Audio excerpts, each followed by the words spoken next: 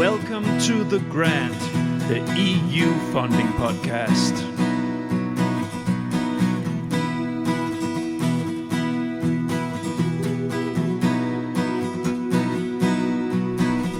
The Grant. My name is Niels Tudor Winter, and I'm the creator, editor, and host of The Grant. The Grant is an independent podcast initiative with the ambition to dig into all corners of the EU R&D funding system on topics of interest for the full EU R&D funding community. This episode is part of the implementation series with focus on project implementation. The episode is number 15 in the series.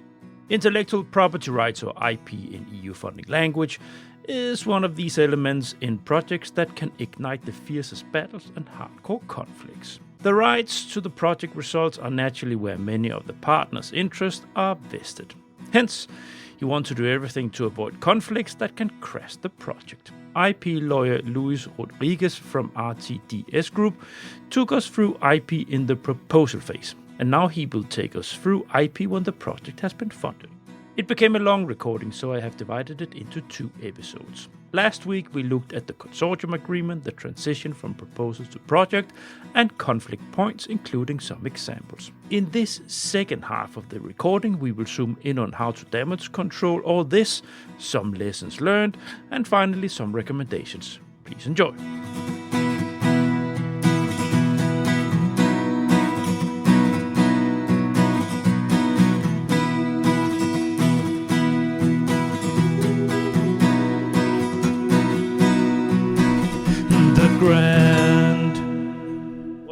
What we just did, we went into the next block, which is actually damage control and good practice. But I thought about it when I made the run, so it's going to be difficult to take these two apart because they mix together. You have the conflicts and how then do you make the damage control. But you just listed here very nicely how you can deal with these things, how you can prevent escalation, and what sort of, with the communication, with establishing some practices.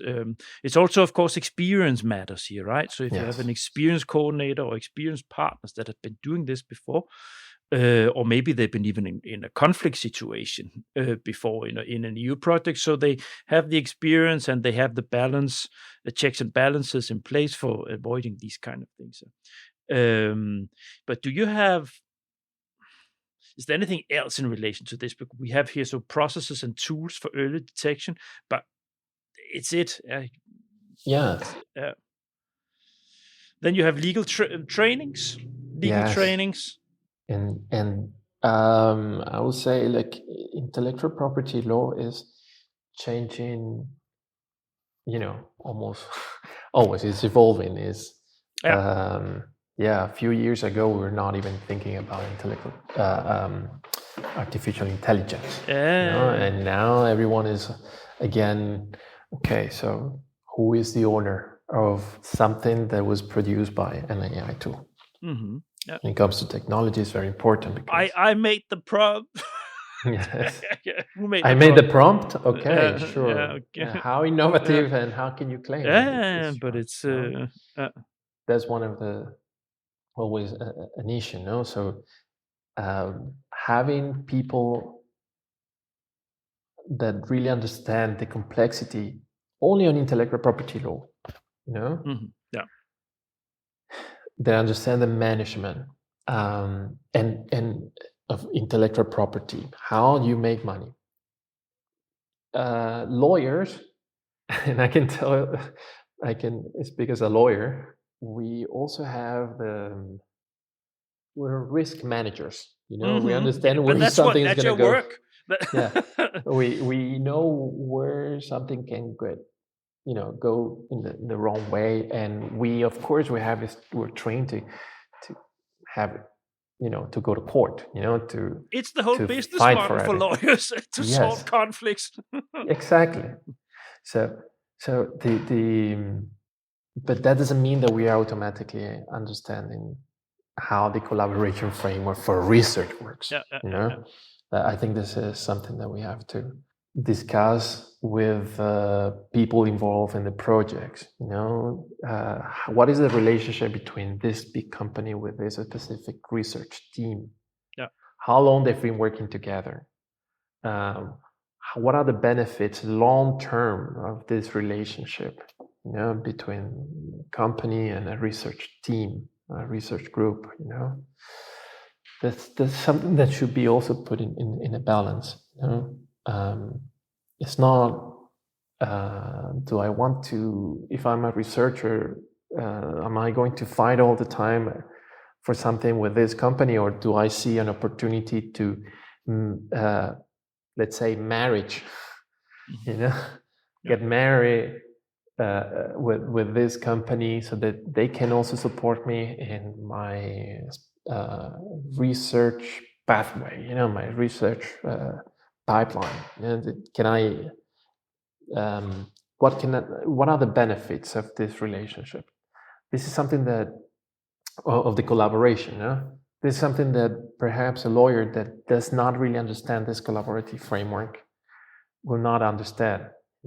Automatically, just by providing all this agreement and say, okay, fine, I'm just going into, I have to share this technology. Maybe the recommendation, as you said, is some people will say, some lawyers will say, is, don't share it, keep it to yourself, but then nothing moves forward.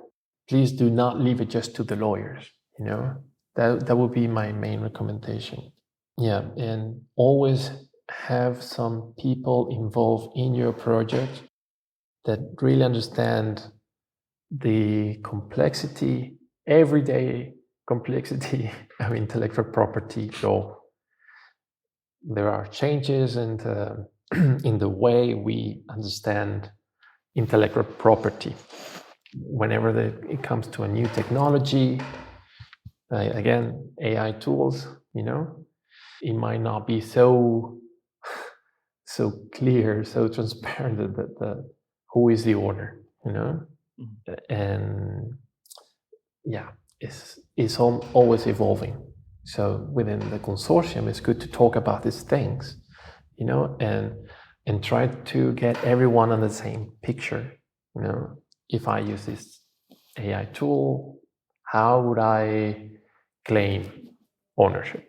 Okay, or I would like to claim ownership on the prompt because I believe that my prompt is highly innovative and is extensive and is original, and no one could have predicted this, and I have an opportunity because there's a decision in my country.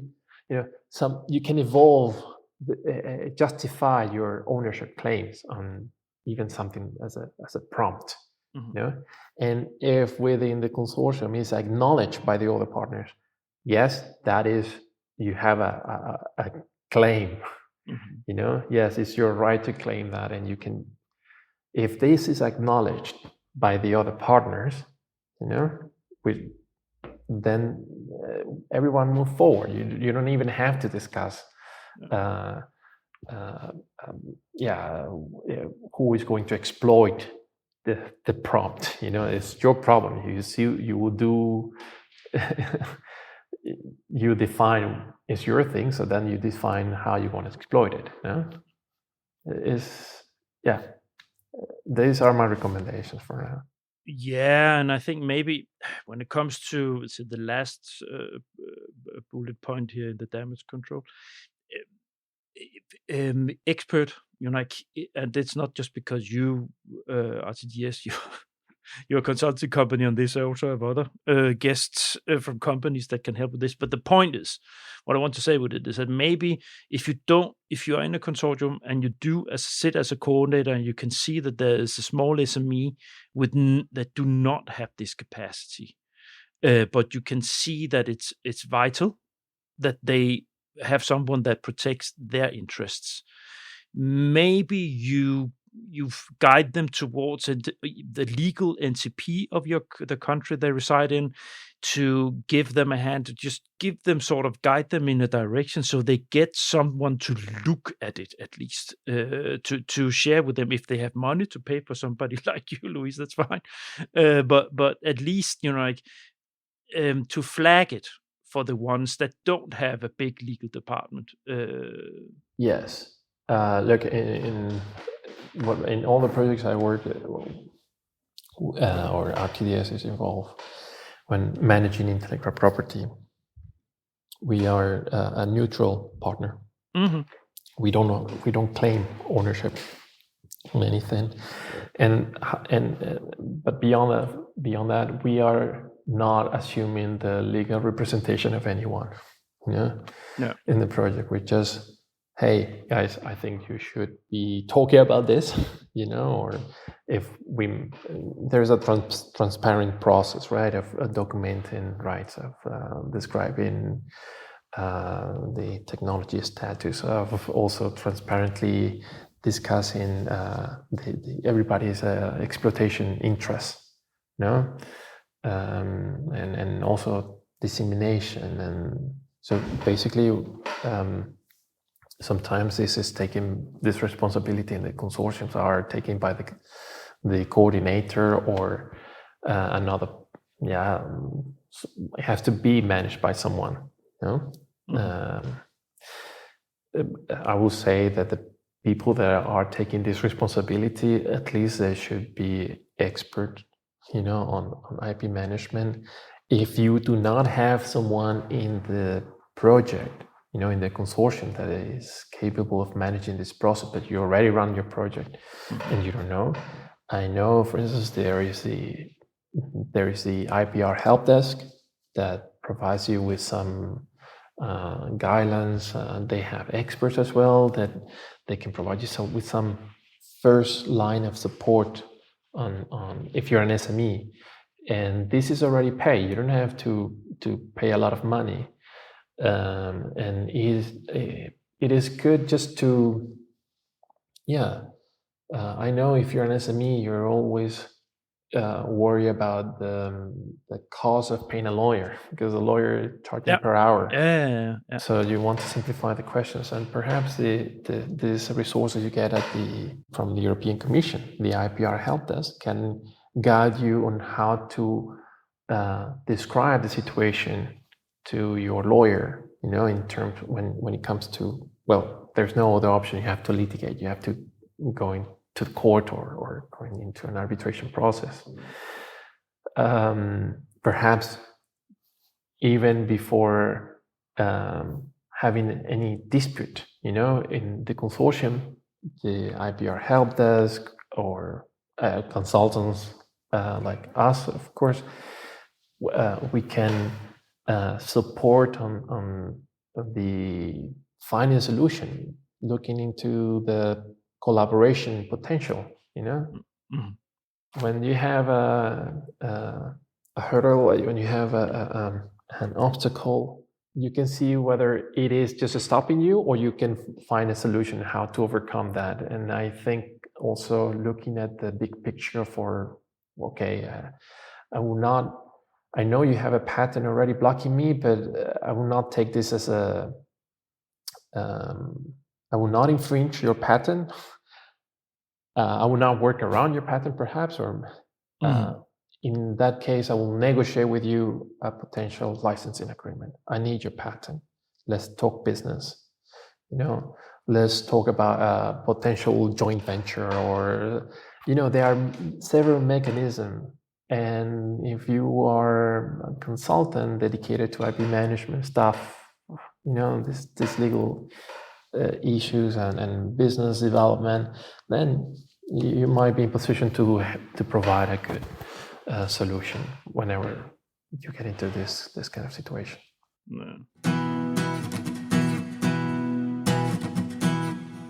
Is your proposal balancing on the edge because you don't have a coordinator yet? Well, based on my 17 years of EU funding scouting experience, the grant now offers a coordinator scouting service, helping consortia finding an organization prepared to pick up the leading torch for your proposal. Go to thegrant.eu, check out the service, and send me a message. The Grant, more than a podcast.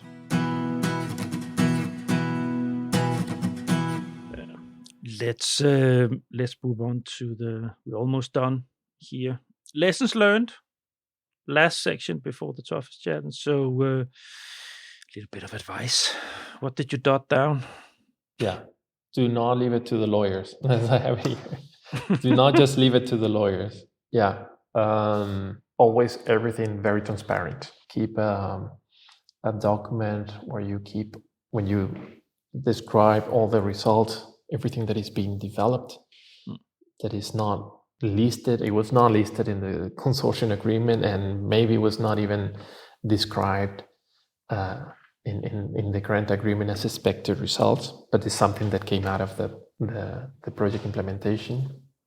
Be very transparent with who is bringing what to each one of the results that you're getting out of your project. I think this is very important, because within that small group of people, not everyone in the consortium, of course, is working on every single result. You might have a small group of people. There you know from, okay, everyone participating in this specific task, they might have perhaps an ownership claim. So you get in contact with each one of these people, and then you force them, to come up with the acknowledgement of ownership claims.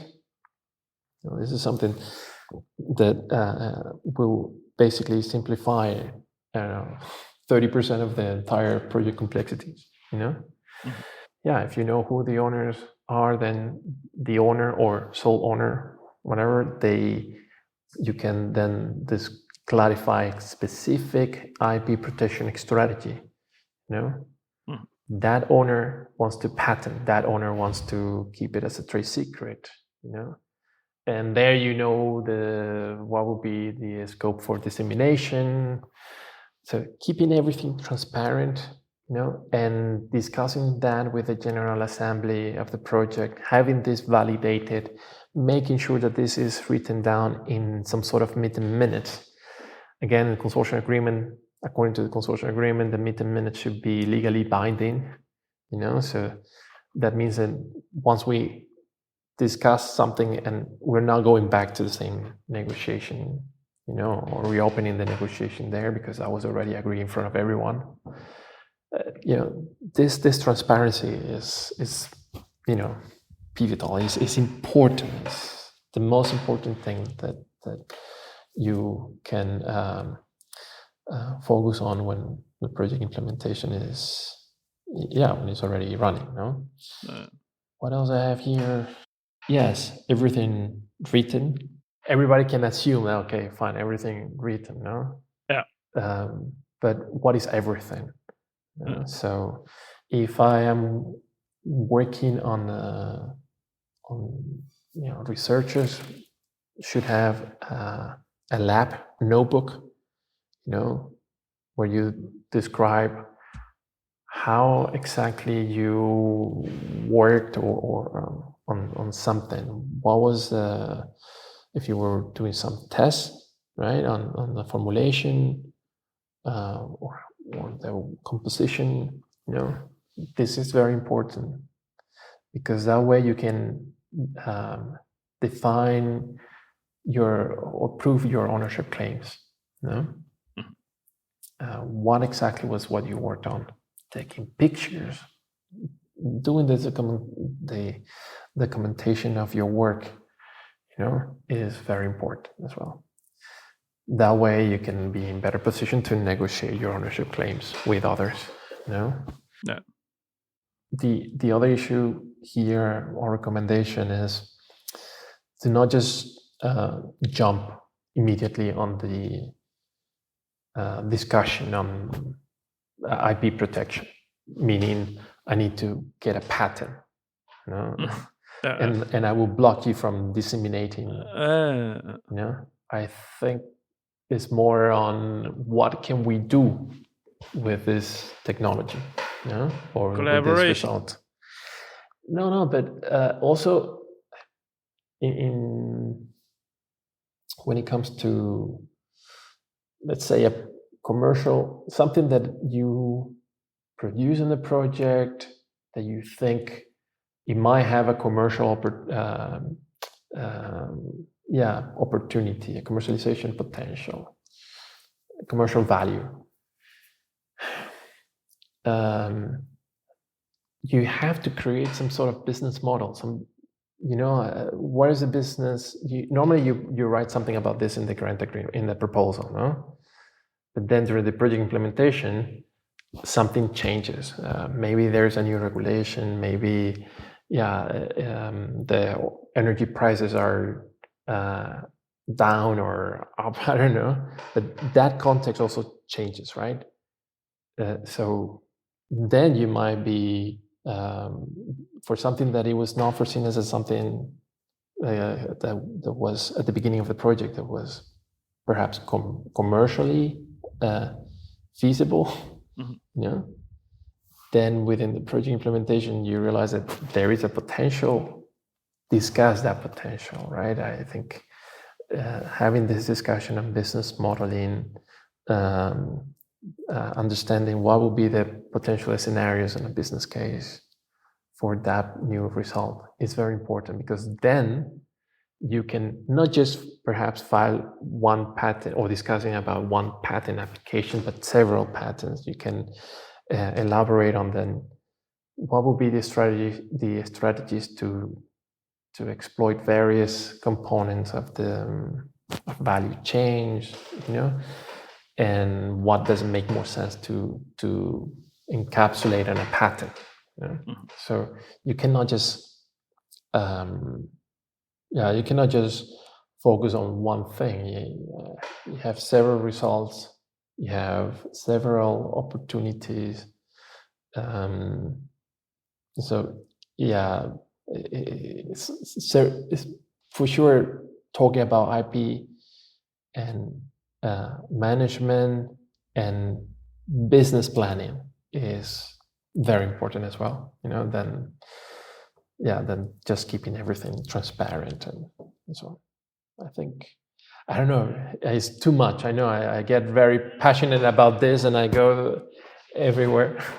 No, it's fine. This is an instructive episode, and I'm going to put it in my implementation series part because it's very instructive on how to deal with things. So it's just fine.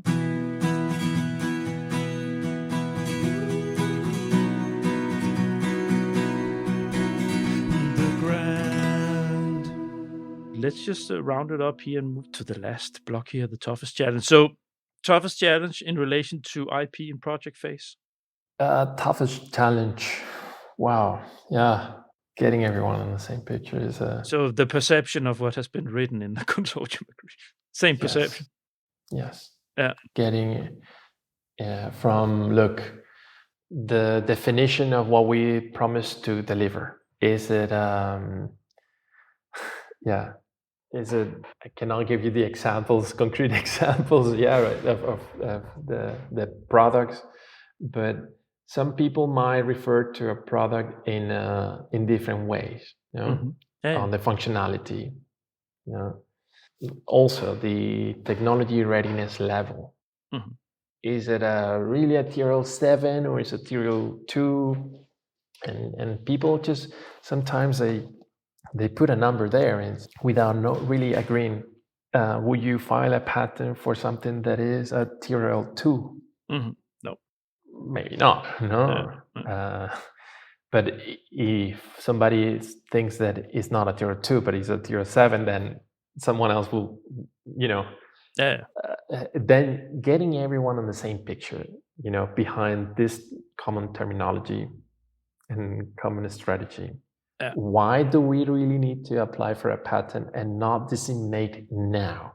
And what would be the potential agreement? This is challenging. It's hard to tell someone that has spent a lot of time, almost all his life, on just this research program, or hey, sorry, you cannot publish your article. Imagine someone that is about to retire, that worked all his life on one single thing, and then to tell them, sorry, you cannot disseminate yet because I'm getting a patent. It's hard, you know. Mm-hmm. It is. I get it. You know, it's challenging. And why not? Well, because there is another company that has specific claims on the confidentiality of this, because if they do not get a patent, the entire impact, you know, that we promised of, you know, the commercialization of this thing will not be possible. Mm-hmm. Yeah. So how you balance, how you negotiate these issues when everyone has their own interest, that's is tough, you know, I would say. But you find ways, no? And so at some point, perhaps you have to take the consortium agreements, the only rules you have, right? The consortium agreement and the grant agreement, and force the partners to go into some sort of collaboration. You know, it's tough, but yeah. Maybe to end on the light side, I can say that there's a lot of patents, IP, coming out of EU projects that are not being used. So that's another issue. So that is actually less. So that you also have projects that have spent a lot of efforts and then they don't use it afterwards. Yeah, but that's why I was saying before, you know, do not just jump into the patent or the protection, you know. Yeah. Clarify better what is this potential, and I'm aware of this situation. What I've noticed in some projects is that some researchers, they apply themselves to the patent. Mm-hmm. As soon as they get something that they see as something valuable, mm-hmm. they even cover in the budget money for filing, okay, for patent filing. Mm-hmm. Thinking that as the sooner they run to a patent office on their result, the sooner the publication will go out. Mm-hmm. Let's say that in the first year they obtain some results and they can see a clear application, industrial application. They will ask their technology transfer department to file a patent covering that technology. Within a year, let's say, after the filing of the patent, that will go directly in the patent database. Okay, it's going to be in the IP asset, you know, of the patent office. So it goes out in the public domain. You know, it is published. It's not everyone can see it. You know, still be monopolized, is owned, developed by the researcher. You know? But now, because it is published, they are free to write down whatever scientific publications. Yeah. However, that doesn't mean that they will pay the final registration fees, you know? Which is the way, or negotiate because once you file a patent, you have a period of time where you have to negotiate with the patent examiner, you know, about the novelty and so on, so they can grant you the full rights. And even at the end of that process, the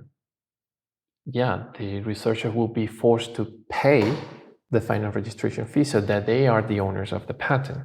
Maybe that never happens, but at least the researcher had the opportunity to write whatever scientific articles on that technology that was described in the patent. These are strategies that I've noticed that are happening. You know, some people, some researchers that are not perhaps the main applicant for patents, they are doing. You know, they're trying to engage in the patent filing because they see also the opportunity to publish their articles faster, perhaps. You know, it's not that fast because of course you have to wait until the patent is published now. But these are strategies that I've been recently aware of. No, Luis, we have to end. Yeah. You're very engaged. I love it, and you know a lot about this. So it's been fantastic to have you on board. Now I'm just gonna land the plane before we say goodbye to the dear listeners. So thanks for listening to this episode to the end. Now I really hope that this is helpful for you, because there's a lot of you out there, project implementers, that coordinators, that you sit there and you get into issues. So I really hope that this can help you, whatever you're dealing with now, or will come when you come into a new proposal, that you can go to this episode and get some advice and heads ups on how to deal with the different issues. Now, if you like this episode, I have a treat for you. There's a lot of other stuff on my platform, thegrant.eu. That's where you find all my episodes gathered. Go to Podcast Universe on thegrant.eu, and you'll find them even categorized. So you find the implementation series that is part of this, where you find 10 or 11 other episodes now on how to implement a project broken down into pieces. And you'll find a lot of other podcast episodes on the platform as well that should be relevant for you. So, and when you go there and you see, wow, this is so cool. If you want to support what I'm doing here and support a humble independent podcaster, go to the bottom of each page. I have an online subscription form to my email list. So that's the way to support an independent podcaster like me. Finally, connect with me on LinkedIn, Niels Tudor Winter. I'm the only one in the world with that name, so I should be fine. That's where the fun happens. That's where the flow is. And also go and like The Grant page on LinkedIn. I'm trying to put things in that corner also, so there's some traffic in there specifically for the Grant community. So yeah. Thanks for joining. It's been a pleasure. Now let's say goodbye to the dear listeners. Bye. Thank you. Bye-bye. Thanks for listening to this episode of The Grant. All the Grant episodes have their own site on the Grant website. You will find the link to the episode site where you listen to your podcast. On the site for this episode, you'll find a link to Louis' personal LinkedIn site and a link to RTDS Group's website. Further, there is a link to the implementation series where you find the previous 14 episodes in the series. Next week, we will have a look at a hot topic in the Erasmus Plus community: devastating success rates for the just announced evaluations from call deadlines earlier this year. We look forward to that.